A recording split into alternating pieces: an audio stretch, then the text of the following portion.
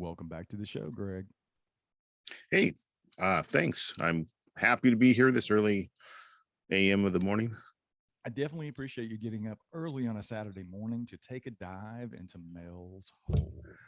Oh, no problem. I got really close to the edge and almost fell in, but there's a there's a lot of freaking information out here about this thing, and it's kind of weird. Yeah, it's definitely weird, man. When we were talking about some of the show ideas and you came back with Mel's Hole, I was like, what the hell is that? I've never heard of that. So I started looking into it. And when I started doing the research, I was like, this is a weird story. And we'll certainly get into the details of it. But just the fact that this guy called into Coast to Coast AM and had this conversation with Art Bell. And even when I started digging into the archives back in 1997 is when this call came in, and we'll get into that in just a second. But I think Art Bell had this guy on the show for almost a total of 6 hours over a span of several years. So he was Yeah. clearly interested in the subject, and I can see why. Once I got into it, it was a really fascinating story, and I've got some opinions about the validity of it, in my opinion, and we'll Mm. sort of hold those to the end. But let's get into what it's all about, man. Well, first and foremost, what made you have the interest enough to send it to me and think about doing a show on it? Well, when we were talking about doing shows, I had a lot of things in my mind. When you talk conspiracy, you've got JFK, you've got UFOs, you've got crop circles. Those are the easy ones. Um, then I started deep diving into some places I wanted to visit for the travel show, like the Coral Castle in Florida, which, has people mystified how that was built. And then I'm looking for stuff in my backyard closer to me, and I found Mel's Hole, and then seeing the Art Bell connection, kind of raised my eyebrows because I'd listen to Art off and on if I was in the car that late driving around, and now listen to George Nori, who's taken over for him. Um, so that caught my interest because if they give it that much time, it there's something to it, whether it's true or not. I'm not going down that hole, but it piqued a lot of interest. And to find a hole that people claim is bottomless, immediately my more analytical side says, well, it can't be bottomless. This is like, oh, you're going to dig all the way to China, right? You probably heard your parents say that at one time. Don't dig those holes. Um, and you immediately want to call bullshit. But then there's all kinds of information. There's a medicine man out there. There's government conspiracy, plane crashes. There's all these weird things connected to it. So that's kind of what drew me to what I thought would be a quick show, but the deeper I dove to try to find out more about it, the weirder and kind of hoax. And I don't want to even say it was a hoax. I think this is a genuine story from someone who may have believed it, but it's still interesting that newspapers, TV, a lot of people have given it a lot of coverage. So in a way, it's fueled it. Even if it's a hoax, the media has fueled the hoax, in It my was one of opinion. the yeah, that was the same thing. I sort of came out on the other end of the hole. There'll probably be a lot of everybody out there is listening. As soon as you see Mel's Hole, everybody comes up with a joke. So we'll try to get those out of the way in the beginning. But for me, like you said, it was the Art Bell connection and the Coast to Coast AM. I mean, every show like mine, I think anybody who's in this business at all has somewhat been influenced by Art Bell and what he did on Coast to Coast AM. And anybody who's into weird things, obviously, at some point in time, has probably listened to a podcast or a show like Coast to Coast. So I don't want to say that the Art Bell connection sort of gave it validity to me, but in a way that it did because Art he heard a lot of crackpots on his show. I mean, he had a lot of Oh people. yeah. He's calling people are calling in from around the country on this live show that's like on from 10 to midnight or whenever it was on. And you get a lot of crazy people that are calling in and Art handled it masterfully. And when he gets this person, and we'll just get right into it right now. Back in 1997, I think it was February 21st, 1997 is when the first call was made. And it wasn't Mel Waters calling or It wasn't Mel Waters calling into Art Bell on Coast to Coast. It was Art Bell picking up the phone and dialing Mel Waters' number because Mel had sent him some faxes or a fax about this bottomless hole that he found on his property. And Art Bell was so compelled by the story, he goes into the fax, looks at the phone number at the top, and he calls this guy. And he's calling him at, it's pretty early in the morning for him, and he answers the phone. And Art's like, "What are you doing up this early, Mel?" And they start having this conversation, and Mel goes into some of the specifics about this hole. Right, he's in the central Washington area. For you guys geographically, is where we're going to talk about this, where the story takes place. And Mel starts getting into this hole that he's found on his property. That's about, I think it's about 9.5 feet in diameter, roughly, and it's sort of like this built up. I think he said it was like a 15-foot retaining wall that went down about 15 feet, and it's about 3 feet high. And there's this huge hole, black hole on the property. And he's on the property, I think, at this point for about 4 years. And the person that had it before him was an elderly gentleman who had it for about 40 years. And Mel starts telling the story about this hole that everybody in the neighborhood apparently knows about. And they've been dumping trash and refrigerators and old used car tires and all of these things into this hole for decades and decades and decades. Well, And don't forget the most interesting thing they drop in the holes: dead animals. exactly. There's For even that. whatever reason. Oh yeah, I'm going to carry my dead animal out to this hole and dump them there. That makes sense. You know. Right. So he's telling Art about all of these things that are getting dumped in the hole. And of course, Mel's thinking to himself, he seems like a fairly intelligent man. He's thinking, shouldn't this thing be filling up? Right? If it's just an old well or some, aquifer or something like that, it should be filling up, right? But decades and decades and decades of these things being dumped in the hole, including dead cows and other things. There's even a possible paranormal connection we'll talk about with a dead dog here in a little bit. But so Mel's like calling into Art or sending this fax into Art, and then Art reaches out to him because Mel's reaching out for help because he's curious about what this might be, and he knows that Art Bell has this huge audience across the country, and maybe somebody knows something about this hole. So Mel starts telling the story of he's apparently a fisherman. He doesn't really ever say that except for maybe one time during the call he says he's a fisherman. So he gets the bright idea to figure out, well, I want to know how deep this hole is.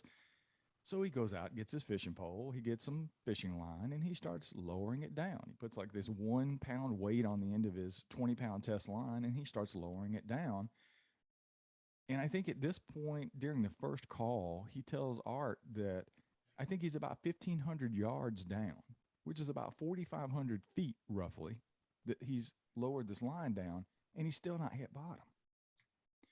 Well, he's thinking it might be a well, so maybe there's water down there. So he gets this idea of adding a pack of lifesavers to the end of his line because if he hits water, eventually the lifesavers will dissolve. And when he pulls the line up, he'll know that he's hit water. So it's possibly an aquifer or a well, but that never happens. So Mel's down at this point. They get to about the 80,000 foot mark is what we're roughly thinking that this thing is, right? But we don't know because it's possibly bottomless. And it's just that in and of itself is a weird story, right? But then you start getting Yes. into some of these other stories that Mel starts talking about, like the local hunter who had a dog that passed away, and he brings the dog over, which makes perfect sense to me. I'm going to throw my dead dog into this bottomless pit. But apparently, according to the story, he throws the dog into the hole and he's out hunting weeks later, and he sees his dog with the same collar running through the woods, but not paying him any attention.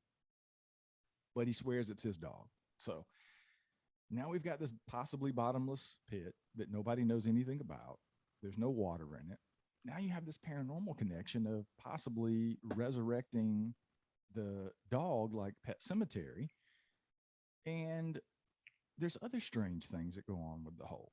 Like it seems to be just a sound dampening type of some kind of phenomenon where it dampens sound because you don't hear anything. This guy's dropped television tubes and other things that would make a loud noise, and he doesn't hear anything.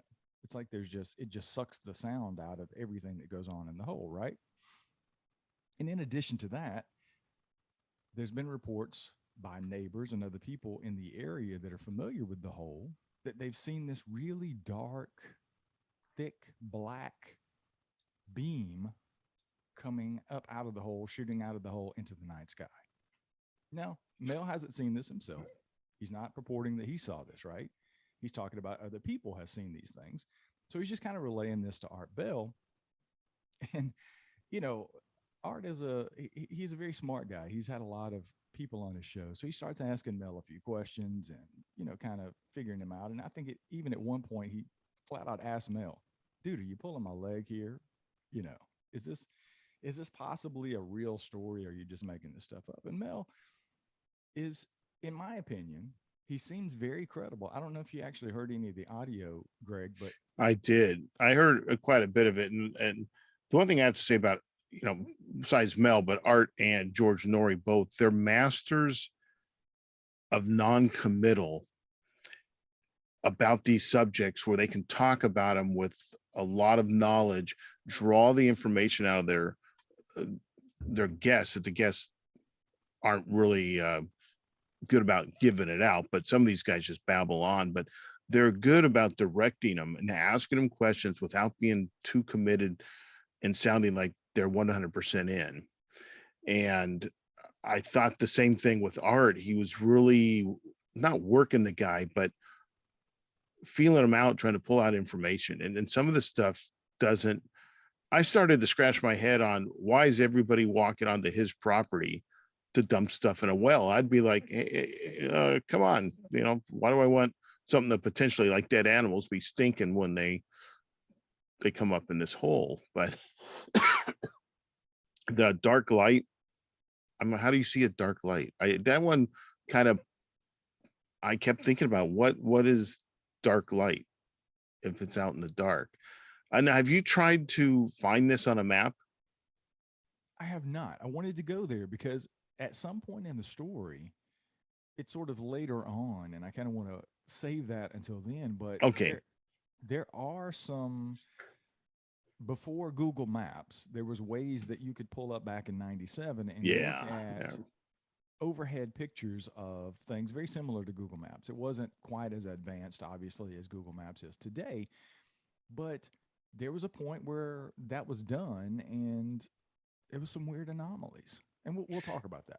Yeah. Well, it's weird because I went through a lot of different articles written, and it's the same complaint I have today. And some of these are a few years old, kind of lazy journalism. They're almost word for word repeats sometimes of each other. So I don't know if the parent companies are all the same, and they're just, changing a word here or there. But the photographs were different. And then I almost just wondered if some of these photographs were,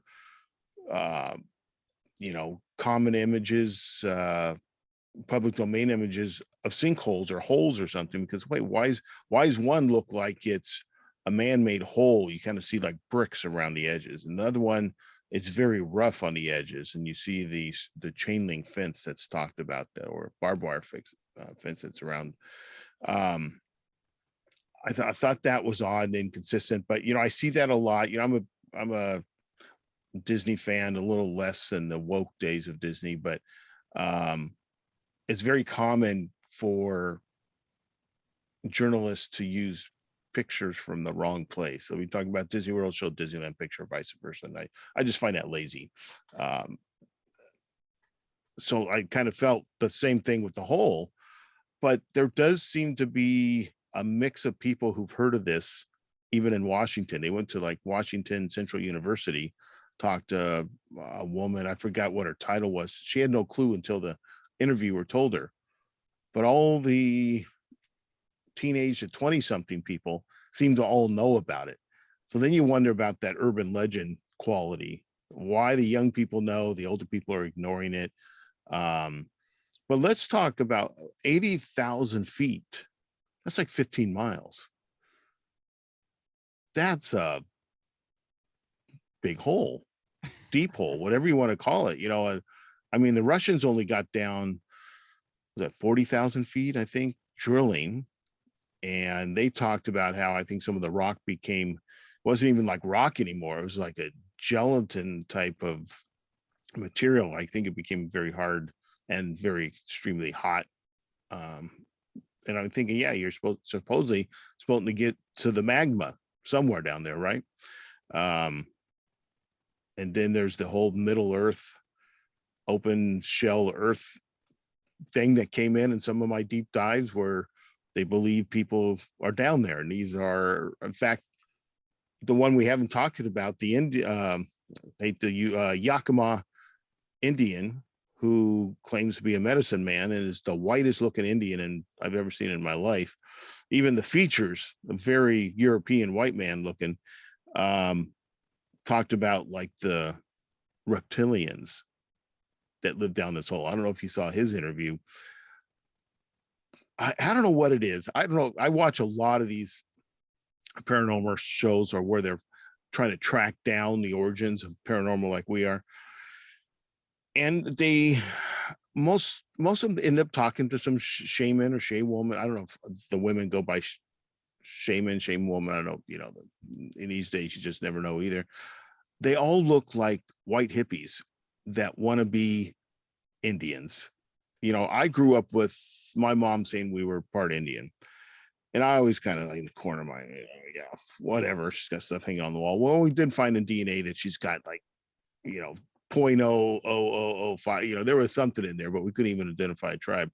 Yet my buddy that I've known since my sophomore year in high school, never heard him talk about it until we were way into our adulthood. And he ends up getting his, I think it's Indian card, reservation card, tribal card, or whatever. He's identified with a certain tribe. He knew his lineage and all that. And he's one of the whitest looking dudes I've ever seen. But when he showed me a picture of the tribal council, they all kind of look like him. They were a little darker than him, but they all had the kind of the round face. So I know they're not all Indians are like the Plains Indians that are dark and they're out in the sun all day. But this guy just, you don't see a lot of facial hair on Indians. And this guy's got a mustache going. He's got, he's like smoking like a, I don't know. But anyways, this guy's tried to take people to it because he supposedly saw it. His dad took him there. Well, he couldn't get the 30 some people to the place. He took, in this one interview, he's standing in front of the road. He says, there's the road right there. It's got, of course, do not trespass on it. You can go there, but some people disappear and never come back. They give you all this stuff, right? But I won't take you there. And then I know we're going to get into the maps later, but the geographic area he's standing at and what I found in maps look nothing alike.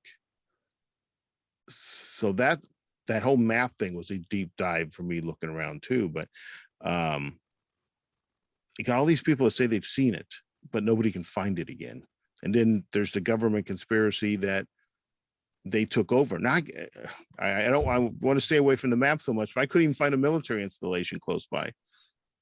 Yeah, that was one of the things that fascinated me that, obviously it was coast to coast. So Art Bell starts taking phone calls and everybody's calling in and they're joking about, hey, throw a cat down and see when you can hear it stop squealing. Somebody needs to be lowered down. And I volunteer. This guy from, I think, Texas calls in and says, I'll go down there if you'll put me in a cage with an instant up button. Those kind of people calling in. Yeah. But one of the things that Art I thought was really cool about Art was, like you said, he's a master at what he did as far as his interviews, and he had ways of sort of painting people into a corner at times. And I didn't pick up on it the first couple of times I listened to the original call, which I'm going to put at the end of the show. I'm going to put about 30 minutes or so of the original call so you guys can hear Mel in his own voice talking to Art and telling him these things on Coast to Coast.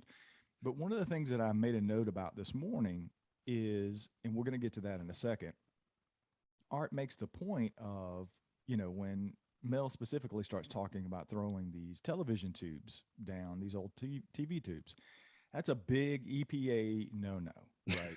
Yeah. You don't do that. And Art even says to him on the show, like, dude, I don't, you probably shouldn't say that on the radio, because what's going to happen tomorrow is you're going to have boots on the ground and the EPA is going to be knocking at your door.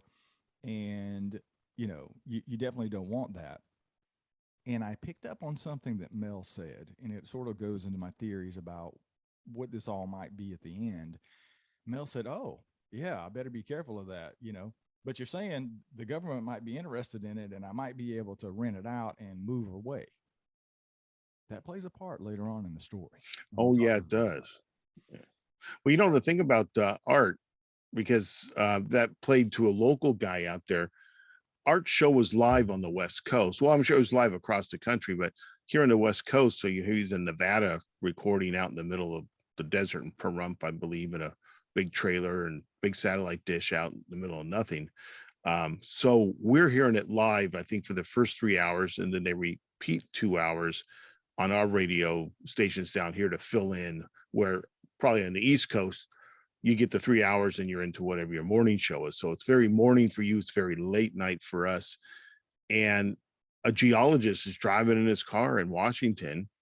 He's kind of from the area, piqued his interest.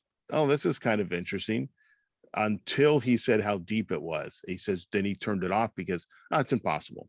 And, we've talked about how scientists just immediately go to the impossibility, but, geologists have some knowledge of the local area and what it's made of and what it would support. Cause there's some talk about, well, at 80,000 feet, this thing would just cave in on itself. And I thought, well, that's interesting. Why? He got into why. Because there was some talk that maybe is a magna tube, because there's a extinct or maybe dormant volcano in a mountain, or the mountain is a volcano very, very nearby. So there was that angle I thought was interesting also.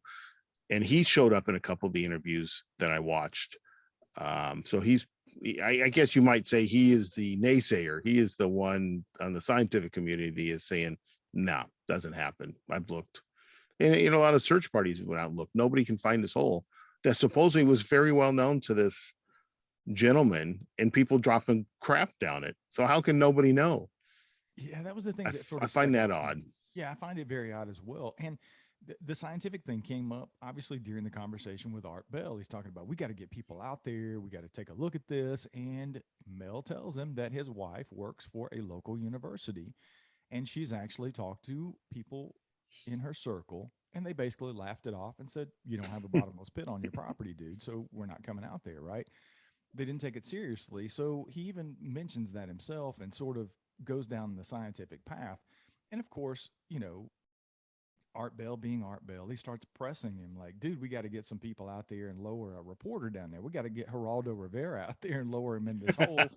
And hopefully he won't come back up, but we got to get him out there." And Mel's like, I don't really know if I want that kind of scrutiny or that kind of publicity.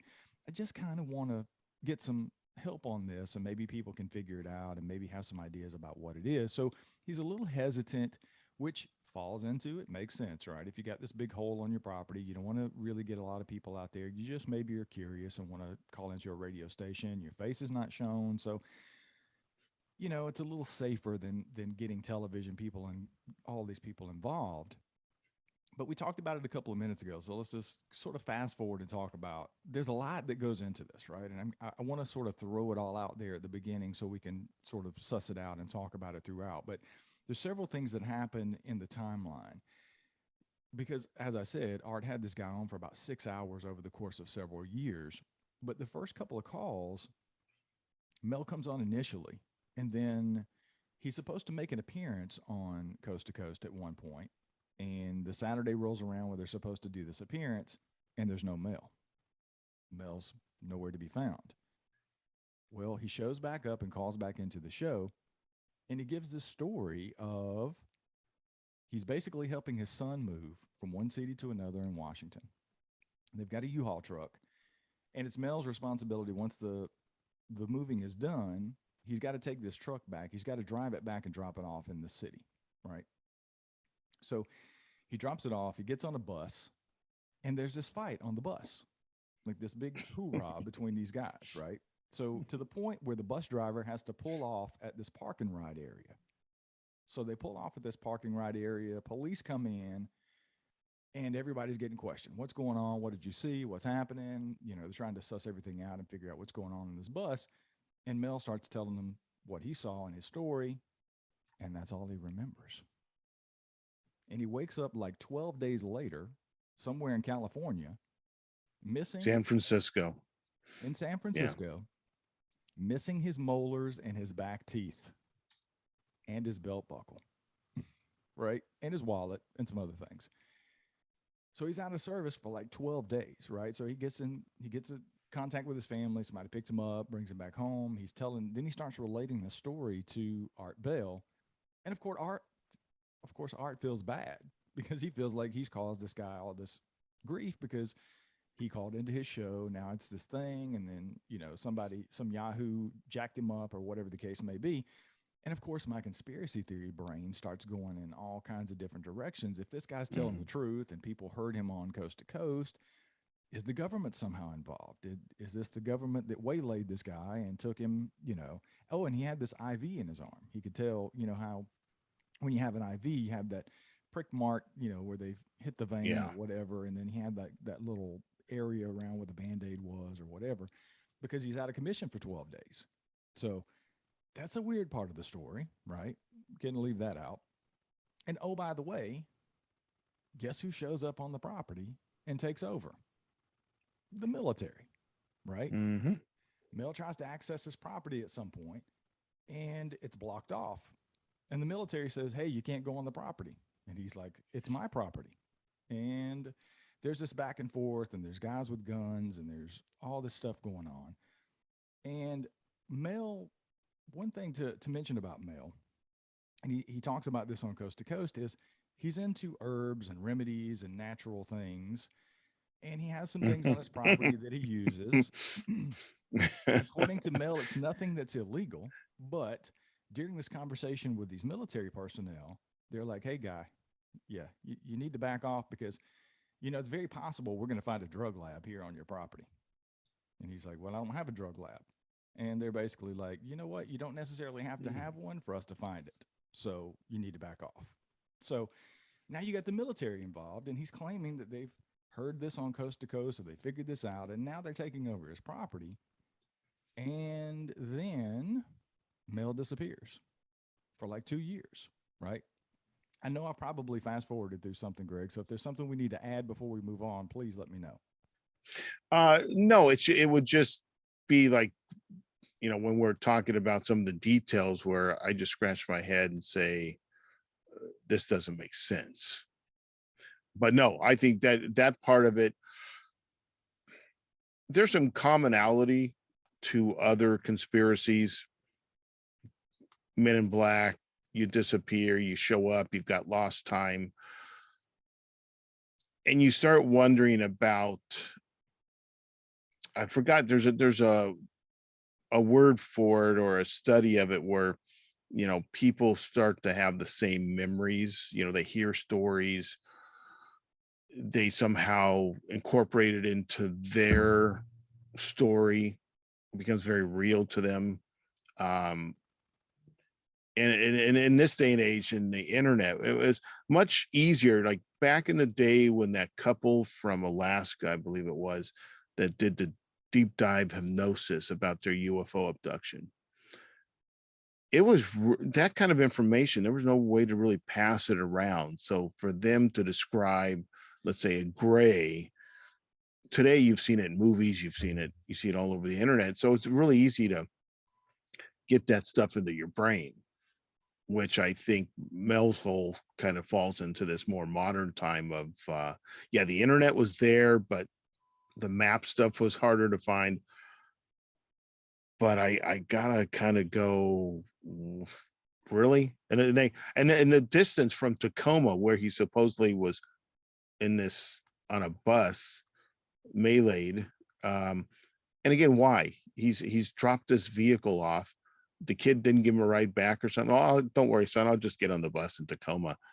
And you show up in San Francisco, of all places. Now there's military bases down there, but It's the last place I'd want to be dumped off in some alley. But the whole government coming in and taking over your property. I mean, we've all heard of, some of the disasters that have happened in the modern times, but is this a real thing? I mean, let's go to your area. Do you hear about people describing the government coming on their property all the time, taking it over? It always seems to be around these weird things. Yeah, it's almost a convenient thing because what happened in this story Yeah. is he claims that the military comes and takes over his property, but they don't just kick him off. They cut a deal with him. And they're like, hey, is there not somewhere you want to go? And he's like, well, I'd like to go to Australia. But And why? right. And lo and behold, he wants to go to Australia to save the wombats, which were a Of all thing. things. Yeah, which were a thing apparently back then, maybe still a thing.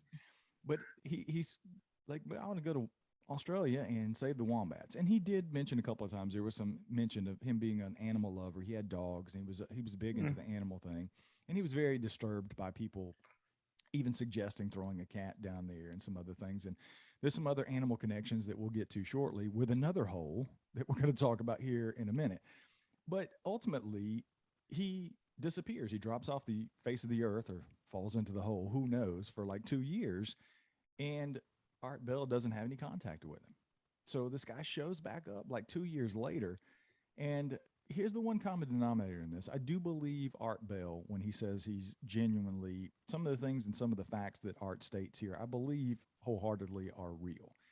And Art claims that he had conversations or he had some sort of communication with this guy. And he knows for a fact that he was in Australia during these 2 years. Okay. So, and how did he get to Australia? Well, according to Mel, during this deal that he struck with the military, they paid him some astronomical amount. We're talking like 250 grand a month to the tune of about $6 million dollars over the course of these 2 years, right? And his wife was involved. He was estranged with his wife, and I couldn't really suss out exactly who owned the property because he was a little wiggly when it came to do you own the property? He wouldn't really give a straight answer. He implied that they owned the property, but nonetheless, he was in this estranged relationship with his wife, and I think he was cutting her a deal of like 25 grand a month or something. I don't remember the exact numbers, but the real important part is A, the government takes over his property, pays him this astronomical amount of money, and he goes to Australia to save the wombats. And he built some big facility over there apparently, and he's deeply involved in saving the wombats. And then all of a sudden, the money runs out, the facility's destroyed, and he moves back stateside, and now he's back on the radio with Art Bell talking about another hole that he's discovered in Nevada. Yeah. And how is it the same guy is that lucky? He's like getting struck by lightning and living twice. But before you go down that hole, we should mention that unless you found something different, no one knows if Mel, you may have mentioned earlier, is his Mel Waters is the real name. But if Art supposedly knew he was down there in down under in Australia, he had this wombat facility and it was destroyed, wouldn't we be able to track down whose facility that actually was in Australia? And isn't it convenient that he moves back because the facility burns down or is destroyed? Whatever I don't remember what was behind that. It's another convenient kind of thing in a way for me. I understand maybe someone using a name that's not really them if they really are involved in something they shouldn't be, or they're scared of the government. I get somebody maybe wanting to use a pseudonym or something, but when you can't nail down a piece of property owned by a guy that everybody's dumping their shit down, I again I kind of, I don't want to disprove this in the middle of the show. We've got a long way to go, but and now the guy's found another hole in Nevada. Yeah, that was sort of one of those things. It was a Excuse me. sticking point. It was a sticking point for me because obviously my brain is sort of this Occam's razor sort of brain, and I go to that just doesn't make sense to me. Mhm. It's not even fathomable at this point that Now this guy's got a second hole out in Nevada that's got this Native American, and I didn't study enough to get really in depth into that, so I'm not going to even really get into the weeds. I'm just going to hit the highlights of that because there's some other stuff that we need to backtrack to that relates to Mels Hole and possible evidence of this existence of this hole, this bottomless pit. But basically, in a nutshell, this hole that he starts talking about, he found in Nevada. He gets hooked up with the Native American people there. It's on public land. It's accessible. It's not private property like his hole. It's a publicly accessible place. Sorry. It's a public hole, not a private hole. So it's a public place that he can access. And he starts getting involved in these conversations with the Native Americans. And there's this weird story that comes out of all of this. Now, for sensitive listeners, I'm going to give you kind of a disclaimer now. I'm going to talk about something that's not going to be comfortable that involves animals. Okay. So you can turn it off now if it bothers you. Just giving you a fair warning. But involves lowering a sheep down into this hole in Nevada, right? So they get the bright idea to figure out what's going on with this hole. They're going to take a sheep. These guys are sheep herders. That's what they do. So they have access to sheep. So they take this sheep, they lower it down into the hole, and when they pull the sheep up, the sheep is dead. It's died. So these guys are like, well, we're not going to let this go to waste. So we're going to harvest this sheep. We're going to, field dress it and at least preserve the meat for this dead sheep that we just killed by lowering it in this presumably bottomless hole now in Nevada. So, Yeah, lamb chops. exactly. So they start cutting the sheep open, and what they describe is sort of this, it's almost like the insides were cooked from the inside out, is what they describe. Sort of this gelatinous type insides. And then they find this, for lack of a better term, it's like a baby seal with flippers inside this mass, inside this sheep's stomach. And this thing is alive. It's looking back at them. And it has what they describe, or what Mel describes as human like eyes. And this ordeal goes on. It's like a 3 to 4 hour ordeal with this thing. But ultimately, what happens with this, for interest of time, this thing crawls out of the sheep and flippers its way back over to the edge of this hole. And I don't know if it takes a swan dive or if it takes I don't know how it gets back into the hole, but basically it flings itself back into this hole and it's gone. So, at this point in the story, I am really, really shaking my head and scratching my head and going, It took you this long? No, just kidding. yeah, I was there up until a certain point, right? And, back to the original hole, when all of this is going on, everybody's, my mind, you mentioned it during your research. I don't think there is an actual photo that I could find of something that's really Mels Hole. I think people have fabricated some things. I think they've taken some pictures and claimed that it's Mels Hole, but I know that Mel never produced any photographic evidence or any other evidence that Art Bell ever had access to say this is the hole. And one of the things that happened when he showed up in San Francisco, I mentioned his belt buckle was one of the things that was missing, and that really pissed Mel off because he was a little bit of an artist, according to him, and he made several belt buckles and he sold a few in the area. So there was only a couple of them, right? And he wore one of them. And they had, in addition to the belt buckle, was a couple of coins that he had inserted and sort of melded into, soldered into this belt buckle. So he tracks down one of the guys that bought one of the belt buckles through a local jewelry company, and he finds the guy, and he still got his belt buckle. And he's like, "Hey, I take a look at your belt buckle." Well, when he starts looking at the dime that's in this belt buckle, it was it FDR that was on the dime? I can't remember who was on the dime. I'll probably have to edit that shit out. I should have made a note. But the dime is interesting because it's marked with a B for the mint. And there is no B mint, right? So that was the first thing. And then it's for a president who hasn't died yet because the dime is dated like 43 and he didn't pass away until 46. I'll have to record and I'll insert at some point when I figure out who the president is. For all the Patreon listeners, you guys get to see that I didn't do my research. Everybody else will never know the difference. But so this dime is strange because it doesn't make sense with the mint, right?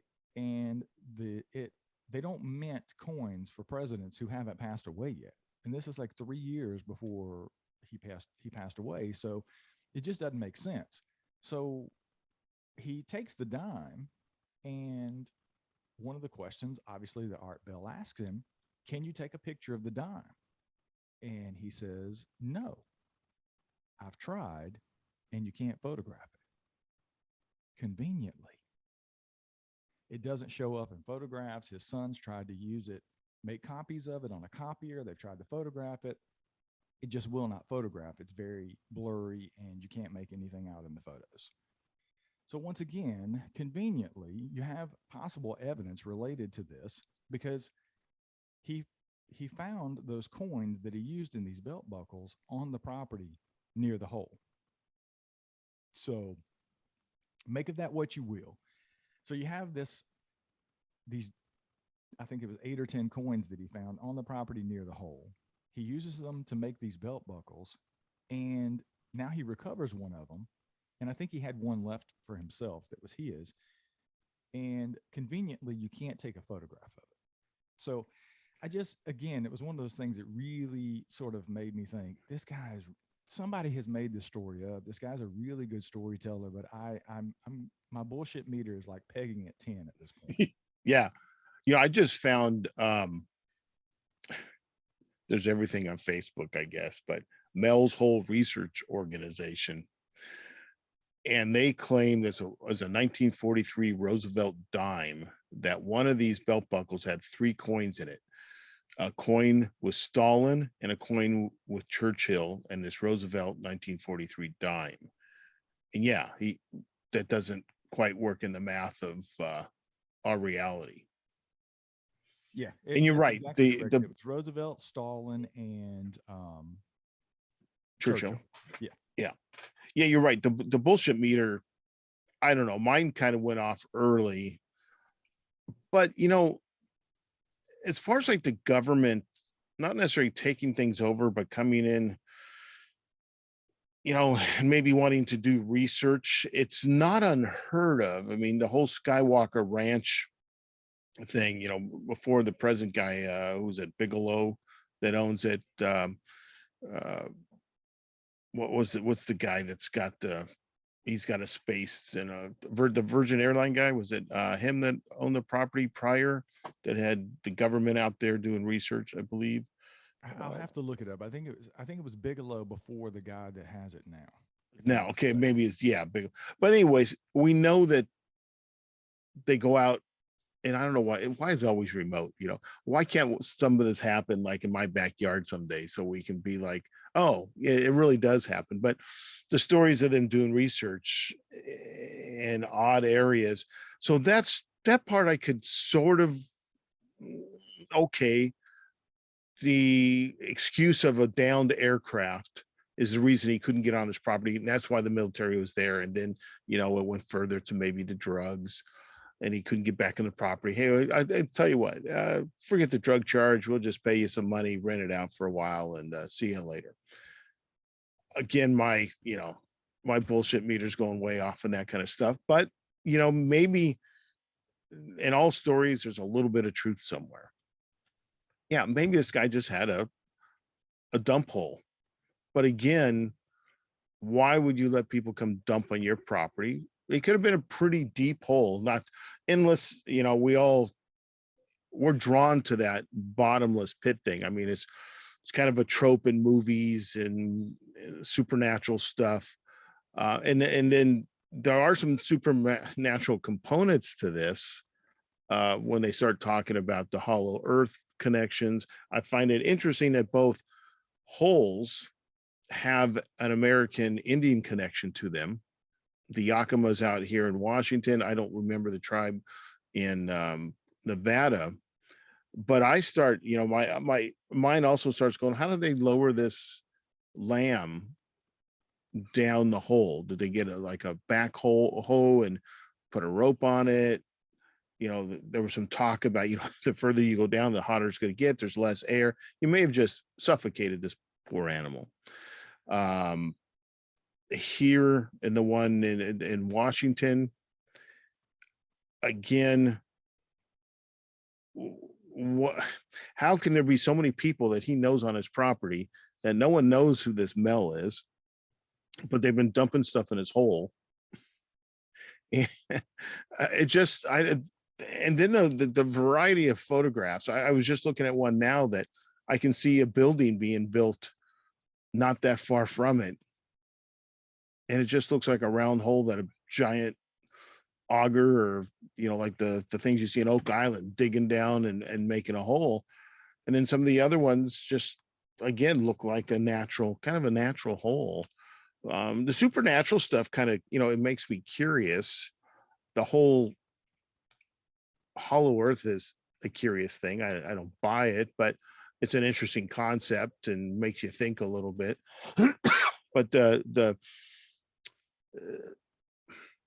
the shaman out here talked about the reptilians, and he's like, you don't have to go to the hole. You can, I don't know what they call it, basically like mind walk it, spirit walk it, whatever you want to call it, and get in the trance. And supposedly this guy he tranced with was going down the hole, got down to the bottom, and then he mentioned, he didn't actually call them reptilians, but that's what I interpreted, I believe, out of what he called them, which sounded very reptilian like. And then they caught eye of him and they were going to come get him, and then he spirited it out. And yeah, I know. I see you shaking your head. It's but that tied in again to some of the commonly known in the UFO world species of UFOs that people, or I mean aliens that people believe have contacted or been here to the earth. I haven't heard of any UFOs coming out of the hole. Obviously, it's not that big of a hole, but this dark light, which we kind of skipped over, and I wanted to go back to. What is dark? I just don't get this dark light. How you would see it? I see maybe a blue light, but why wouldn't you just say blue light? What the hell is dark light?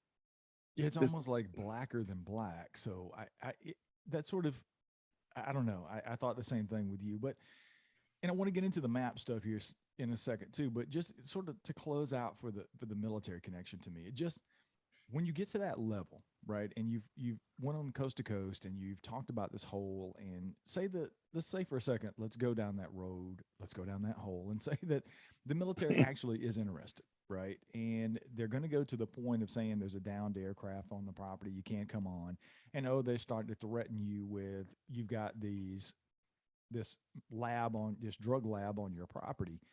What would stop the military from disappearing this guy, right? If you're going to take him and dump seriously. him, yeah, you're going to take him and dump him. In theory, if you're going to let your mind go there, they took this guy for 12 days and possibly put an IV in him and maybe questioned him, whatever the case may be. You can go down so many rabbit holes with the conspiracy theories, but why would they just not disappear this guy or trump up some charges and put him in jail? Why would you pay him $6 Or million over 2 years?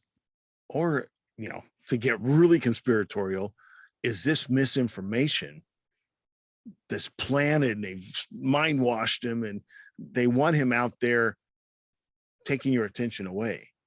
That's the other trope that's used a lot, X-Files, everything, that this is all misinformation to get you looking the other way. Because you did do you remember the thing about the ice that burned in Yes. the hole in Nevada? And I thought Yeah. that was interesting. And but again, convenient that these two holes, one guy finds two holes in the, I guess it's an endless hole if you can't find the bottom. There are deep holes. That is, I can put my mind around it. But you're right. Why would the military just off the guy? What could be so important that you even may put misinformation out there about it? I don't know. Art, like I say, Art was intrigued enough to have this guy back, and he tells, when you listen to him, he's pretty well spoken. I've heard enough of his interview to see, and I've heard a lot of people on Art's show and the other shows that they don't sell they sound like a crackpot. But this guy sounds somewhat reasonable, except for the stories themselves don't sound so reasonable. Well, let's talk a little bit about the maps because that was the one thing that sort of stuck out to me that could have possibly lended some credibility to there actually being something on the property. So I Yes. think you took a little deeper dive than I did into the map. So why don't you talk a little bit about the actual location? All right. Well, I'm bringing it up again. So if you go to Google Earth and just type Mels Hole, it'll come up with Thorpe, Washington, which isn't exactly where he describes it. And there's a marker called Mels Hole, and it's close to an area. And a lot of the stories I read, they talked about DNR access. It was very close to, and I had to look up what DNR, I think it's Washington's Department of Natural Resources. So it sounds like just an excuse to spend government money and have an ambiguous name that I don't know what they're doing out there, protecting the resources, maybe. But this is northeast, roughly northeasterly, maybe I should say, of this Ellensburg. If you zoom down into Ellensburg, it's a small town. Uh, a lot of houses with no fences in their backyard, and a lot of. Let me ask you: you live in a rural area, semi-rural? Would you call it? Is it like is it a requirement to have like 20 cars on your lot and half of them don't run? Is that just a thing with rural living? I don't know. You look at a lot of these backyards and there's like 4 or 5 cars. You can tell they're rusting out. It's just been a funny thing. And then I looked up the ridge because first I talked about a ridge line. They talked about the county, but then it's supposed to be southwest of Ellensburg, not. Well, I guess this was northwest. So then I'm confused of where I'm supposed to be looking. And they talk about a ridge, and I'm drawing lines trying to measure out the 9 to 10 miles or so on the map.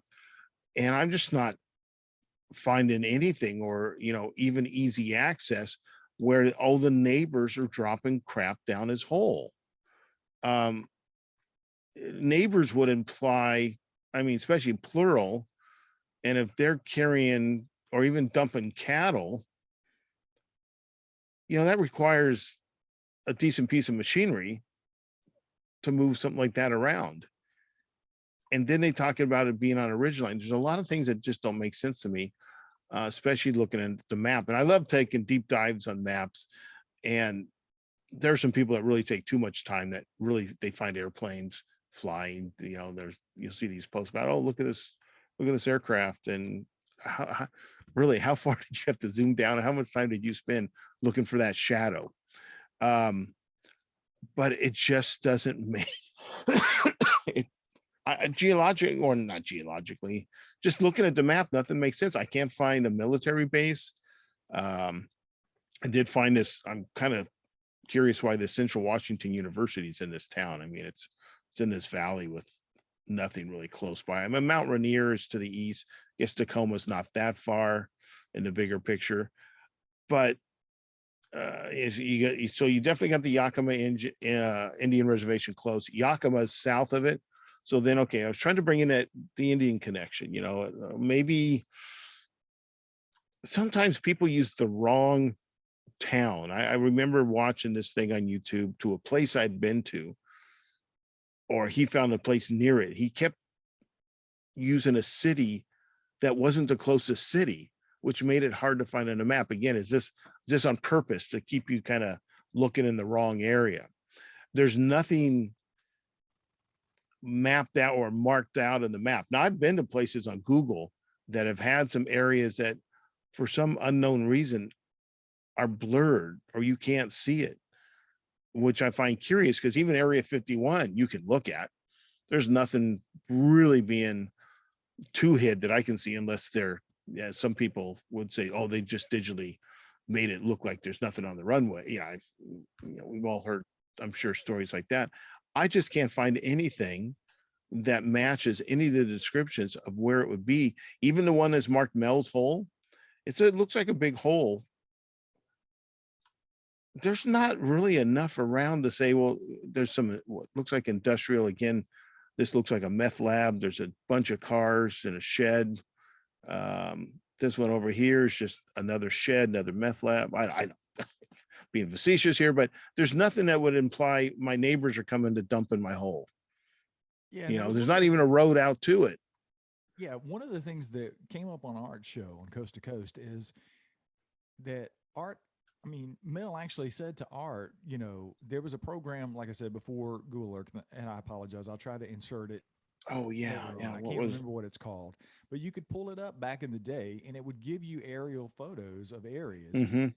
And Mel got curious, went to that site, pulled up the property, and it was whited out.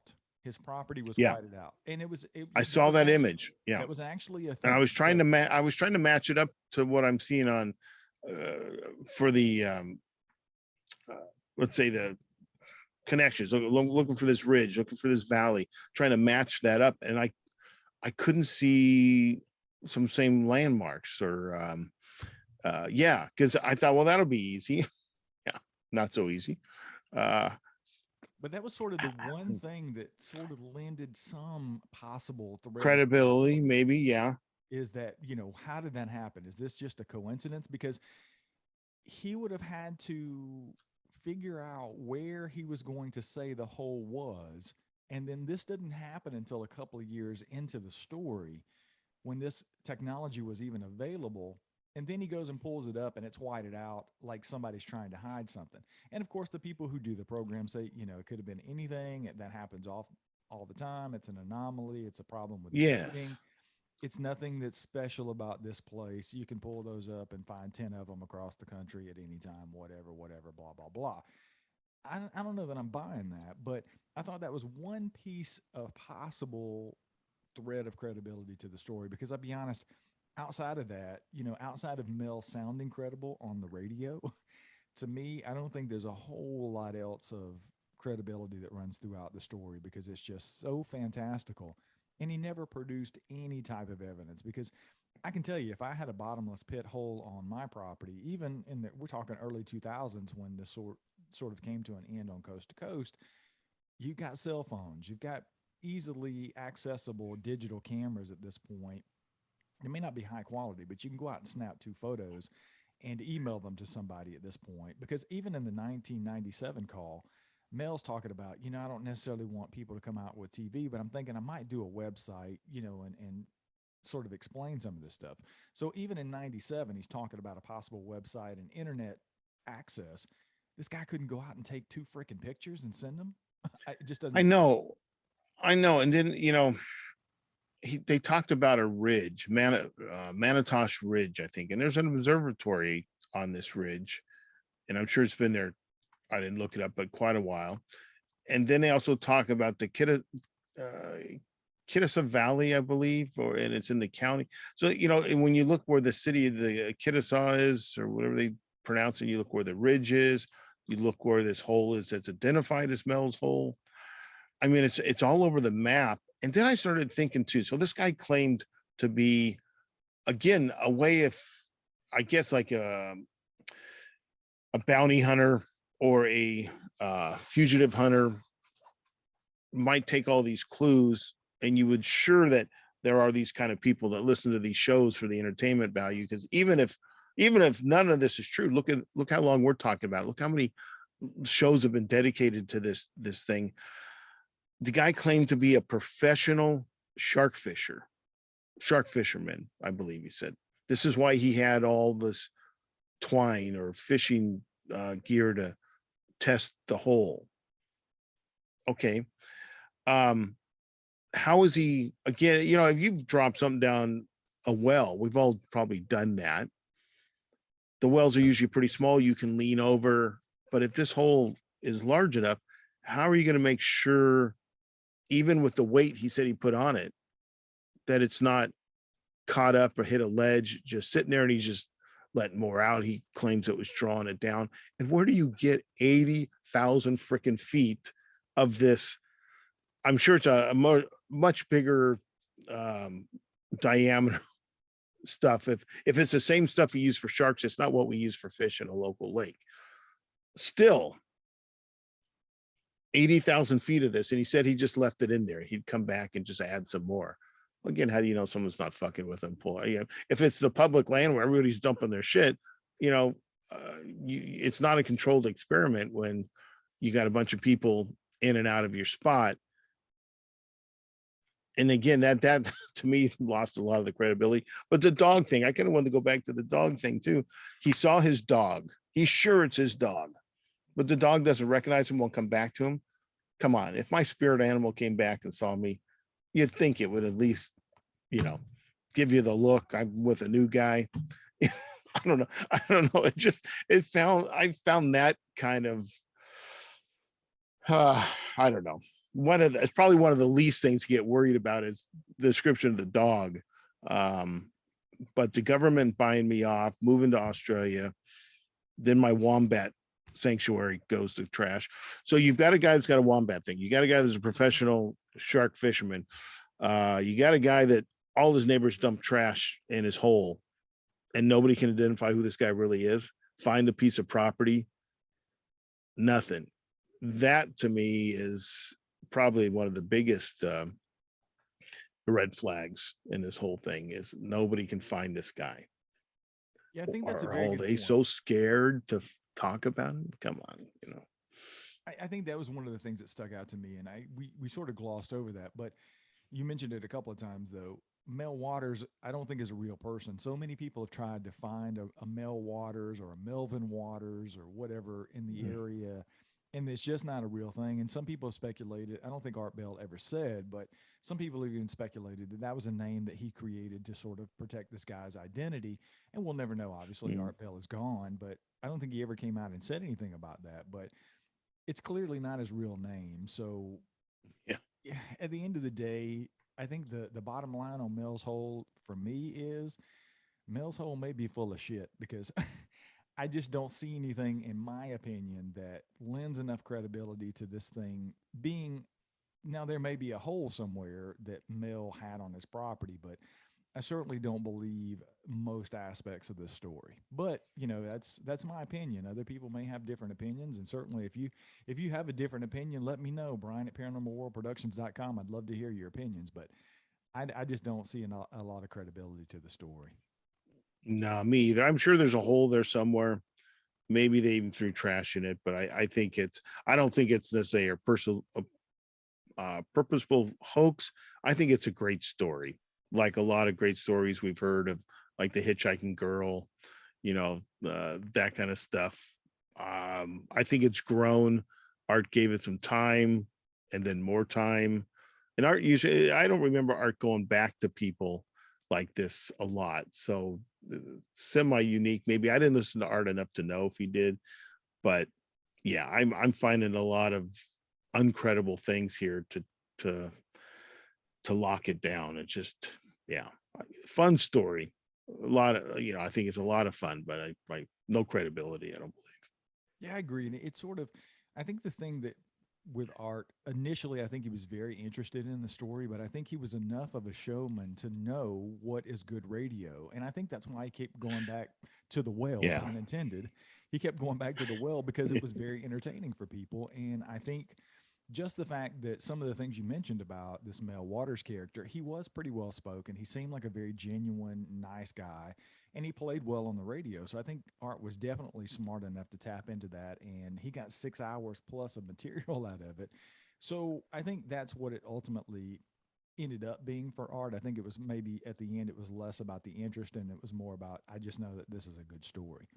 But that opens up a whole Yeah. nother realm of things because I think we could do an entire show just talking about how lore and these stories take on just legs and just grow and grow exponentially over the years because you take one good story that may have this grain of truth to it and then it just becomes this phenomenon in and of itself. So it's just fascinating to me, but I think at the end of the day, I believe you're right, Greg. I think it's just a fascinating story.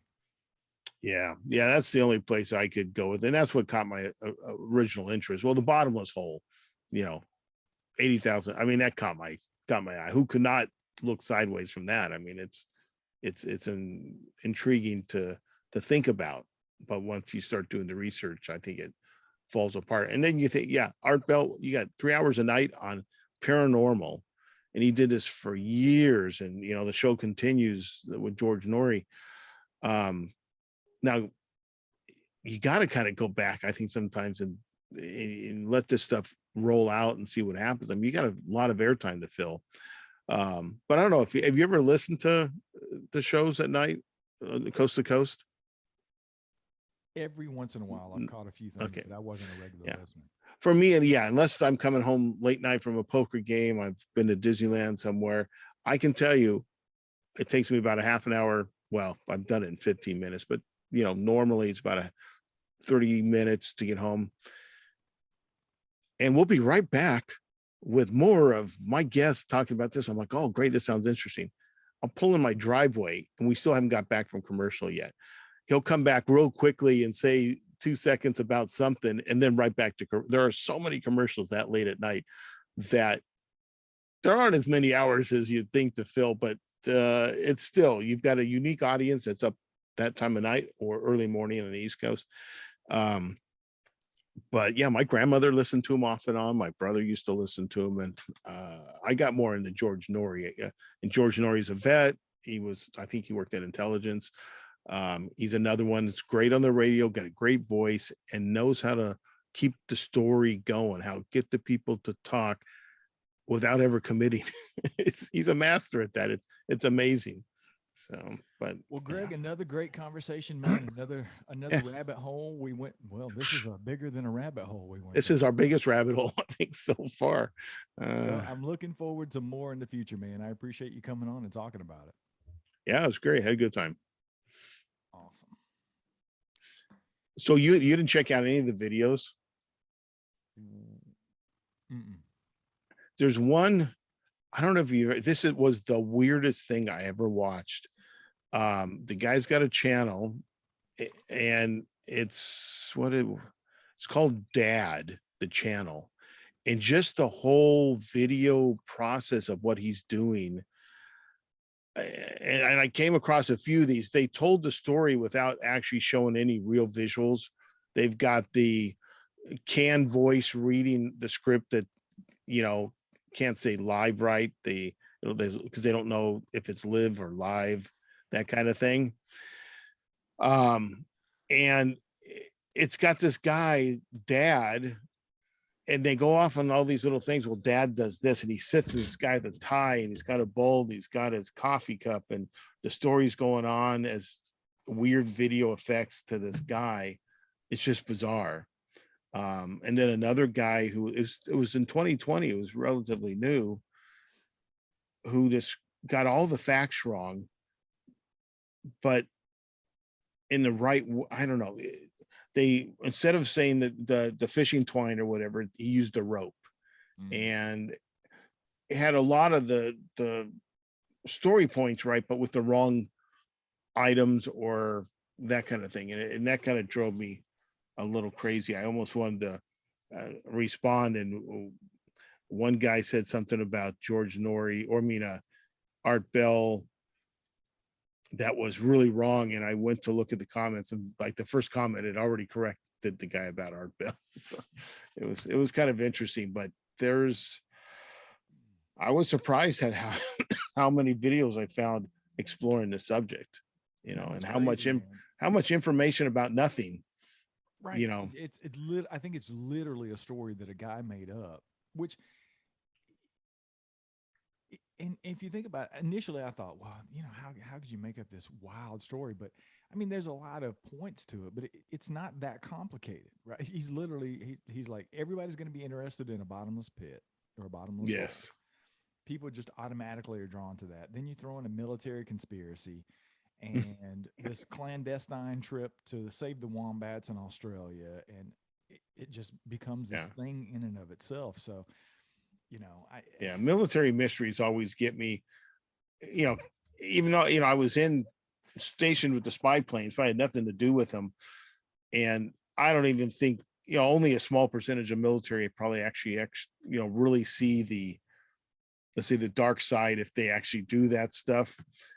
and the average Joe would never know anyways, but it still piques my interest. It's the whole close encounters thing. The Yeah. military comes in, keeps you off the property, red flag bullshit that gives maybe it wants to give me credibility to the thing, saying, okay, I can see these things happening, but why? What's the end game? What's there? And I mean, I just can't find, unless someone's digitally redoing these maps, I can't find shit. Yeah, if somebody had came out, and heard Coast to Coast, and he had 10 people call in either while he was on the air or afterwards. Yeah, I know where the hole's at. I dumped my cows in there. Yeah, anything. But Exactly. but the fact that nobody called in and nobody really came forward and said, outside of obviously, like you said, I think the Yahoos that went, oh yeah, I know about the hole. I've been over there, but nobody can Yeah. take you to it. Nobody can show you. Nobody can prove it. Yeah. And then coming up with a second hole. Yeah, dude. I think that lost credibility. But like I say, there is a hole close to that place. It's just not where he described it. I think that might have been, who knows, that might have been his inspiration for the hole. And the geological areas in this mountain, there are holes, but just nothing, of the depth he creates. But he got 6 hours of time on a national radio show. I know, it's crazy. And here we are, talking about him. Yeah, 30 years later, almost talking about the same thing. It's crazy. Yeah. But yeah, man, I appreciate it very much as always. I would like to do, I was thinking somehow maybe drawing you and maybe even having Chad and Bob on a show. There's another guy that does a paranormal podcast that I've been on his show before, and he's got some pretty interesting takes on things too. Maybe doing something big, like, and maybe having a round table. It's like when you get as many people like us that like to talk, it's like herding cats. But yeah, but maybe doing a big conspiracy theory, maybe like tackling something like Roswell, or I don't know, just whatever, and having more people involved in it, I think would be interesting. I like having different takes on things, and yeah. So I don't know, maybe it could be fun. When I talked to Chad last week, I sent him a text and said, hey, what are you guys thinking about you want to cover next? And he said hums, like the towel hums or whatever. But yeah, it was on your list. I actually sent him a screenshot of the list that we have, and he was like, that hum thing is weird. Yeah, he said, I don't know if I want to necessarily cover just the towel hung or the towels hung or whatever.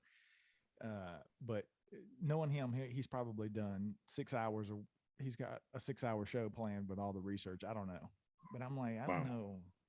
The hums are interesting to me. I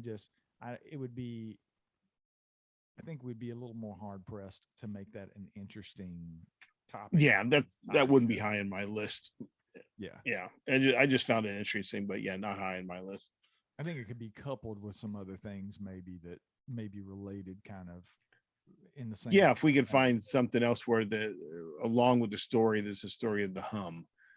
Because I've been in areas where I think it's a fairly noisy area here, but sometimes you hear something and I'll sit and listen, like, what the hell is that? Mm-hmm. And I don't know if it's part of this phenomenon or it's just, something that, it was at the right frequency that caught my ear. We do a test for what I used to think was air raid siren. Now they say it's the tsunami warning. And if I'm in the right part of the house or in the backyard on a Friday or every other Friday when it is, all of a sudden it goes off and, my mind goes to nukes are coming.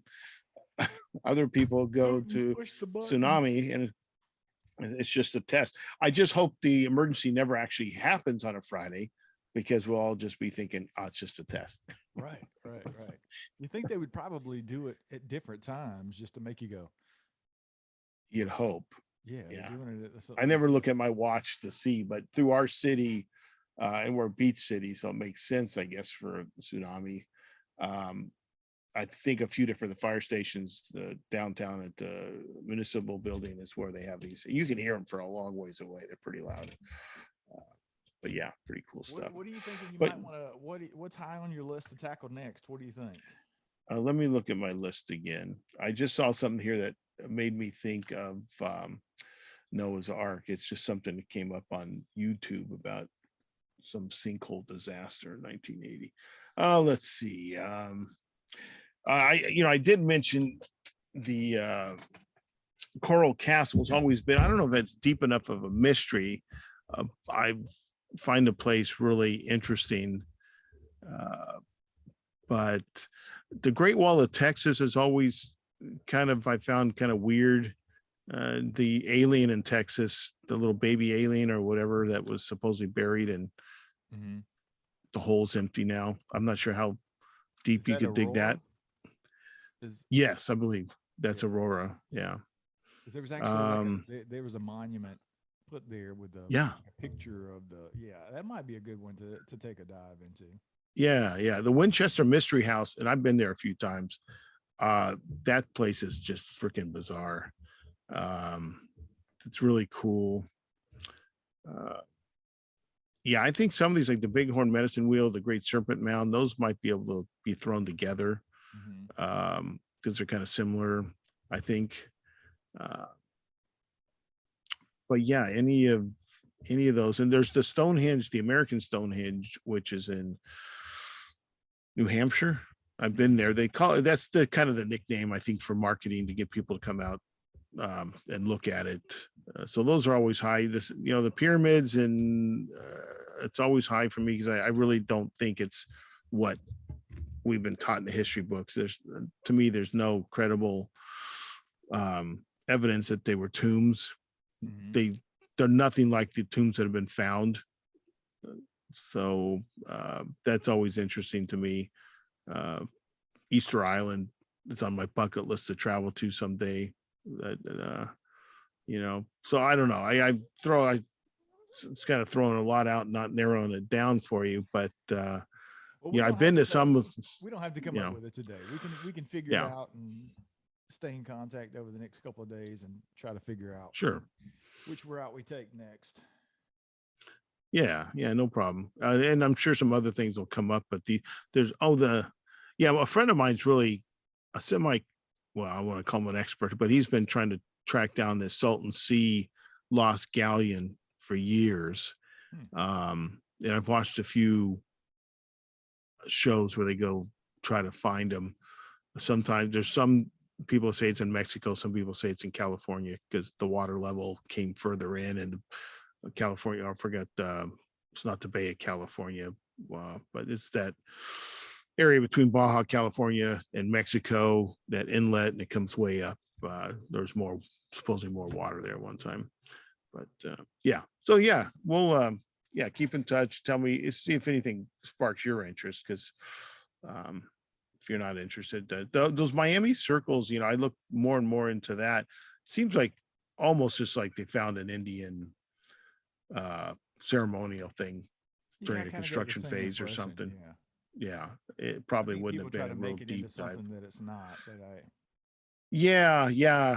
My biggest comments probably would have been, how many of these kind of things have we lost in a day when people didn't care and they just bulldozed right over it? That kind of a thing. I'm sure a lot of stuff has been lost like that. So yeah, that's my thoughts. But yeah, this was cool. I didn't know if I'd find that much out there about this place, but there was much more than I expected. Yeah, I thought we were gonna have to do some filler stuff, but no, not at all. Yeah. Well, all right, man. I'm gonna go start editing this so I can get it turned around for the show tomorrow. Awesome.